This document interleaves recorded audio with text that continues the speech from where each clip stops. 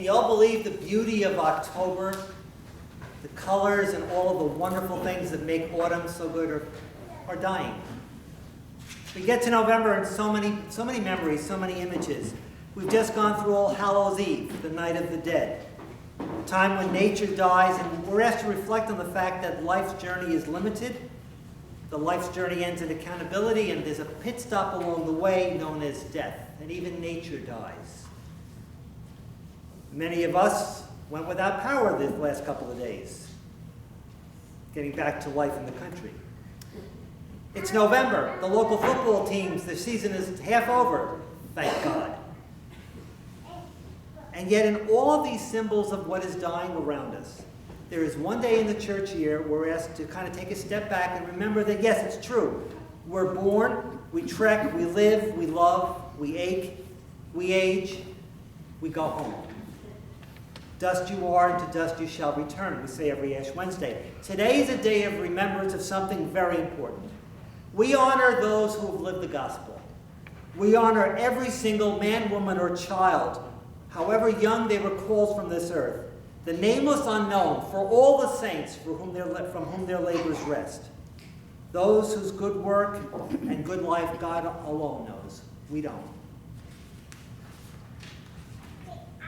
When I think of All Saints' Day, I do not think of the great plethora of saints whose names I had to memorize as a kid or whose feast days you learned the celebration of the Eucharist or the prayers.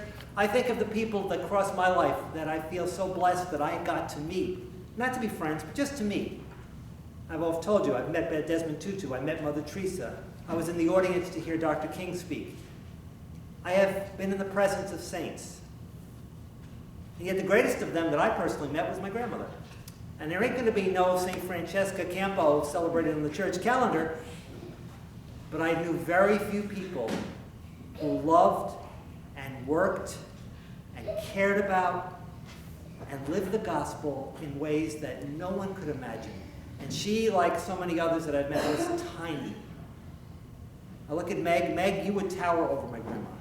My grandmother was a tiny woman who cast a giant shadow. I told you guys this is the true story. Many of you have heard it before. On my ordination day, my grandmother, who helped raise me, went up to Cardinal Cook right after I was ordained a priest, and she moved me out of the way, said hello to him, knocked a couple of bishops over, and then she turned to me with the great love that only a grandma can have, and she said to me, I will do anything for you, but I will never call you father. I changed your diapers. And I have stayed with that, because that has been such a powerful message for me. All Saints' Day is the day we remind ourselves that it's one of the few days of the church year we do baptisms. And we have a young man among us who is beginning his preparation and journey for baptism officially today with a blessing.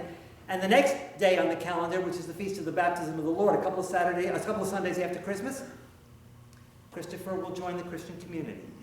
He will truly become a child of God, although he is. To be joined to Christ in baptism, to be united with him in his death and resurrection, it is a reminder that death, while it is a reality, is not the final reality. I live into the baptism of Christ. I live into the forgiveness of sins, the resurrection of the dead, and life everlasting. And you want to know how it's done? Listen to the Lord's words, not mine. It's hard. But I say to you, listen. Love your enemies. Do good to those who hate you. Bless those who curse you out. Pray for those who abuse you. If anyone strikes you on one cheek, offer the other. And from anyone who has taken away your coat, don't even withhold your shirt. Give to everyone who begs from you, not just those who are worth it. And if anyone takes away your goods, don't even ask for them back again. Do to others as you would have them do to you. I read the Beatitudes, that gospel, last night at St. Paul's, and one of the ladies there, I'm not going to embarrass her, but she was so cute. At least I know she was paying attention. And she came over to me afterwards and she said, but you read them wrong. That's not the way I remember them. I said, that's the point. There are two versions of them. Matthew has the version we all memorize, the ones we hear often. Blessed are the poor in spirit, blessed are they, blessed are they, blessed are they. Luke's version is very intimate. And his memory, as he preaches, and as was taught to him probably by Paul, maybe by others, Jesus says, blessed are you when this happens to you. Blessed are you when people speak badly about you because you're a believer. It's very personal. It's very intimate, and we don't take it personally. All Saints' Day is a reminder that we're all called to be saints. We're all called to be children of God. We're all called to be living signs of what the kingdom is all about.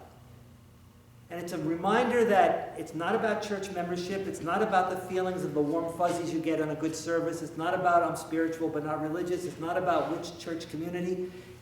None of that counts for anything. Ultimately, we are washed clean of sin and given new life, and we are told, you want to be a believer? You want to walk this journey? This is what you got to do. Love your enemies. Do good to those who hate you. Bless those who curse you. Pray for those who abuse you. And on it goes. That's what it means to be a believer. That's who and what we're called to be. And that's what All Saints' Day is about.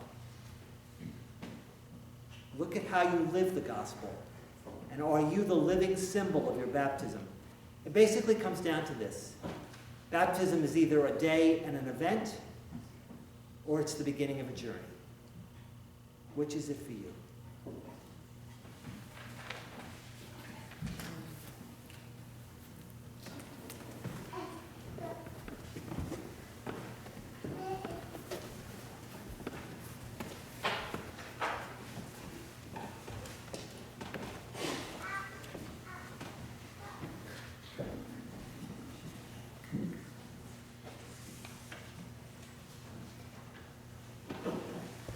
Now, in the place of the creed today, we have a chance to read more baptismal vows.